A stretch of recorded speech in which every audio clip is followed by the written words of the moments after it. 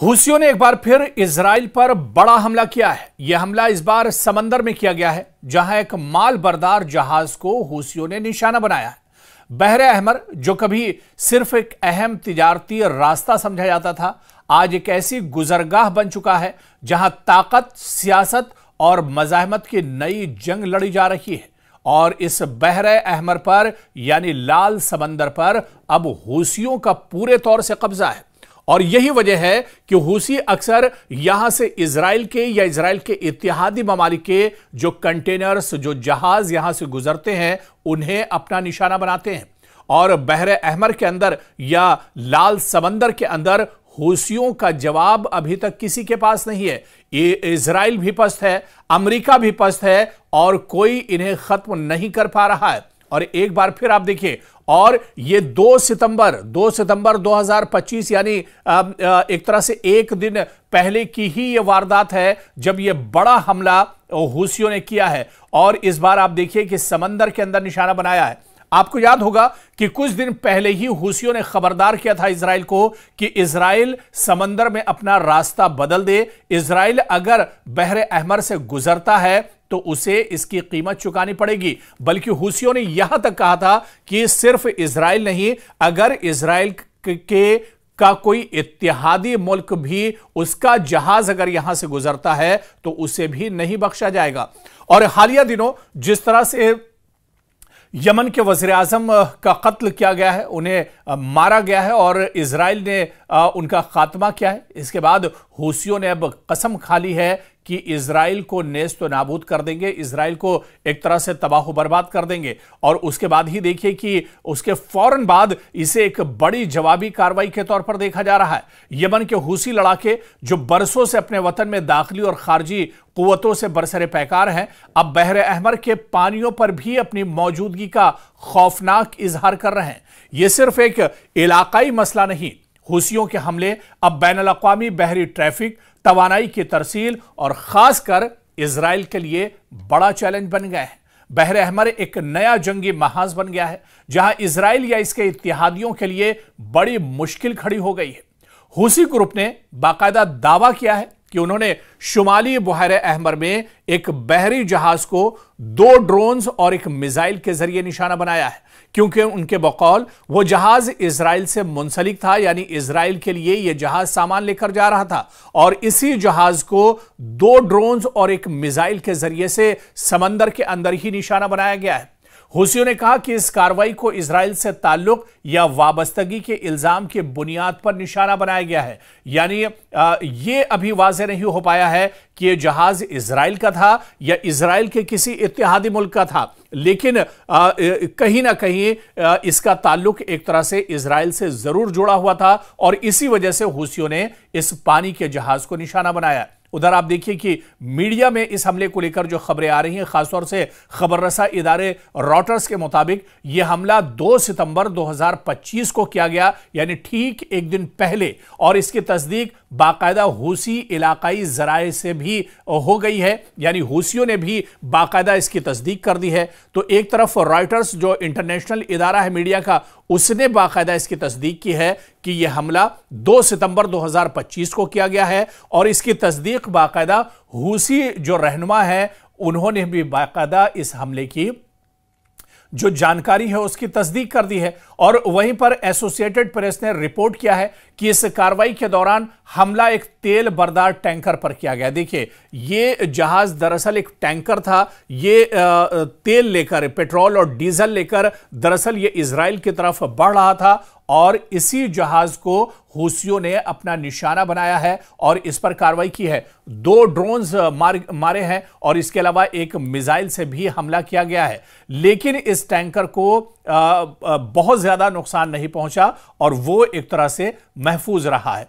तो कुल मिलाकर आप देखिए कि इजराइल या इजराइल से जुड़ा हुआ कोई भी ममालिक का अगर कोई टैंकर, कोई कंटेनर या कोई जहाज पानी का बहरे अहमर से गुजरता है तो वो महफूज नहीं है। हालांकि लाख कोशिशें इसके लिए अमेरिका ने की हैं, लाख कोशिशें इसके लिए इजराइल कर रहा है। इजराइल ने समंदर के अंदर भी अपनी फौज अब एक तरह से बिठा दी है, लेकिन अभी तक समंदर के अंदर और लाल समंदर के अंदर हूसियों का तोड़ इजराइल और अमेरिका के पास नहीं है और इसी वजह से एक तरह से इजराइल पस्त हो रहा है। इजराइल को परेशानियों का सामना करना पड़ रहा है क्योंकि जो कंटेनर्स इजराइल के लिए सामान लेकर बहरे अहमर से गुजर रहे हैं, क्योंकि अब तो इजराइल की कोशिश ये रहती है कि इस रास्ते का इस्तेमाल ना किया जाए, लेकिन इस पूरे समंदर के अंदर इस पूरे इलाके का जो जोग्राफिया है और जो महल्ले वक़ू है, इसे आप देखिए कि इजराइल के लिए रेड सी से होकर गुजरना एक तरह से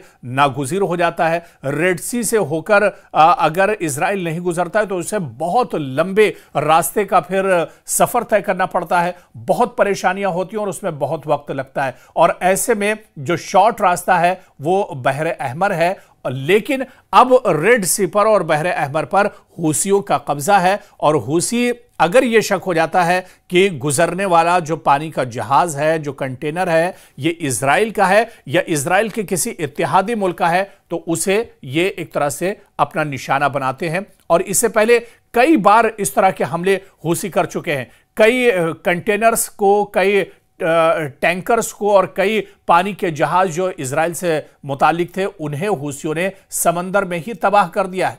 और यह वाकया आप देखिए कि ऐसे वक्त में पेश आया है जब हूसियों ने हाल ही में अपने नाम नेहाद वजीर आजम समेत दीगर सीनियर हुक्काम को होने वाले इजरायली फजाई हमले के जवाब में अपनी कार्रवाई एक तरह से तेज कर दी है। जिस तरह से यमन के वज़ीर आज़म का कत्ल किया गया, उन्हें इजराइल ने शहीद किया और उसके बाद ही हूसियों ने कसम खाई थी कि अब इजराइल को काफ़ी परेशानियां उठानी पड़ेंगी और इजराइल को एक तरह से कैफरे किरदार तक पहुंचाया जाएगा। और उसके बाद से ही इस तरह की कार्रवाई शुरू हो गई है। अभी इस हमले को एक हफ्ता भी नहीं हुआ है और रेड सी के अंदर आप देखिए कि हूसी एक बार फिर से कहीं ना कहीं एक्टिव हो गए हैं और उन्होंने इजराइल से जुड़े हुए इस जहाज पर हमला किया है। सीनियर हूती रहनुमा के जनाजे आप देखिए कि दारुल हुकूमत सना में तदफीन हुई, जिनमें हजारों अफराद ने शिरकत की और उन्होंने इजराइल और अमेरिका के खिलाफ शदीद नारे भी इस मौके पर लगाए थे।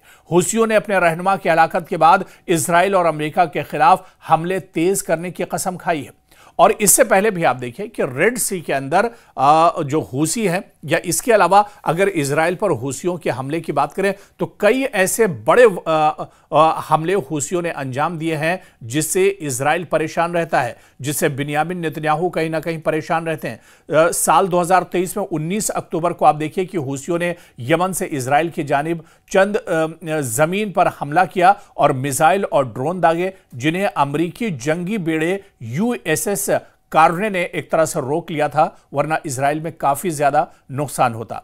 14 नवंबर को एक बैलिस्टिक मिसाइल एलात हदफ बना, मगर इजराइल ने उसे भी रोक लिया। और इसी तरह से 22 नवंबर को हूसियों की जानिब से बहरे अहमर के रास्ते इजराइल के लिए एक क्रूज मिसाइल भी दागा गया, जिसमें काफी नुकसान हुआ। 6 दिसंबर को एक और मिसाइल, बैलिस्टिक मिसाइल एलात की तरफ दागा गया, लेकिन इजरायली डिफेंस सिस्टम ने इसे भी एक तरह से रोक लिया। और इसी तरह से आप अगर पहले के बहुत दूर न जाए और सिर्फ 2025 की आप बात कीजिए तो 2025 में भी इस तरह के कई हमले हूसियों की तरफ से इजराइल पर किए जा चुके हैं, जिसमें इजराइल को काफी ज्यादा नुकसान उठाना पड़ा है। 4 मई 2025 की अगर बात करें तो हूसियों ने एक बैलिस्टिक मिसाइल बिन गोरियन एयरपोर्ट पर तल अबीब के करीब फायर किया था। मिसाइल ने हुदूद के अंदर यह मिसाइल पहुंचा था। 8 अफराद को इसमें चोटें आई थी और परवाजें पूरे तौर से मुअत्तल कर दी गई थी और यह काफी बड़ा हमला था जो हूसियों की तरफ से किया गया था। जनवरी 2025 को आप देखिए कि मुतादिद हमले रिपोर्ट हुए। बैलिस्टिक मिसाइल, ड्रोन्स और क्रूज मिसाइल के जरिए इजराइल और बहरी जहाजों को हूसियों ने निशाना बनाया था। तो आप देखिए कि इस तरह के हमले इससे पहले भी एक तरह से हूसियों की तरफ से होते रहे और हूसी कहीं ना कहीं पहले के मुकाबले में अब बहुत ज्यादा मजबूत हो गए और यही वजह है कि अब सिर्फ उनके जो रॉकेट्स थे या जो ड्रोन्स थे, अब इससे कहीं ज्यादा आगे हूसी बढ़ चुके हैं। अब हूसियों के पास बैलिस्टिक मिसाइल भी हैं, लेटेस्ट ड्रोन भी हैं, क्रूज मिसाइल का इस्तेमाल भी करते हैं और यहां तक की जो खबर आई थी कि ये हाइपरसोनिक सिस्टम्स और जो मिसाइल हैं इसका इस्तेमाल भी करते हैं और बेशतर हमले इजराइल के अलग अलग जो इलाके हैं वहां पर ये हमले किए जाते हैं। बिन गोरियन एयरपोर्ट को तो कई बार हूसी अपना एक तरह से निशाना बना चुके हैं। तो हूसियों का मौक़िफ़ है कि उनकी ये कार्रवाइयां फिलिस्तीन और गजा की हिमायत में है और वो इजराइल के खिलाफ अपनी मज़ाहमत जारी रखेंगे जब तक कि गजा पर हमले खत्म नहीं होते। इसी दौरान इजराइल मुसलसल हवाबाजाना और समुद्री जवाबी कार्रवाइयां कर रहा है, चाहे वो हवा से हो या समंदर के जरिए हो। लेकिन इजराइल के इस कार्रवाई के बाद भी हूसी बाज नहीं आ रहे हैं और जिस तरह से यमन के वज़ीर आज़म का कत्ल किया गया है उसके बाद से हूसियों में और ज्यादा नाराजगी है। यानी आने वाले दिनों में मशरिक़ वुस्ता में इजराइल पर हूसियों के और भी बड़े हमले हो सकते हैं।